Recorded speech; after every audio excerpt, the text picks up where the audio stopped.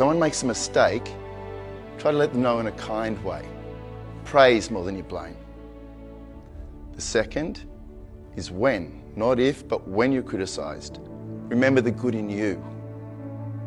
Remember your great qualities. Remember you're worthy and capable of great things. And finally, remember criticism is something that you can avoid easily by saying nothing, doing nothing, and being nothing. So dream big. Get out there, live your life. See how far you can push the limits.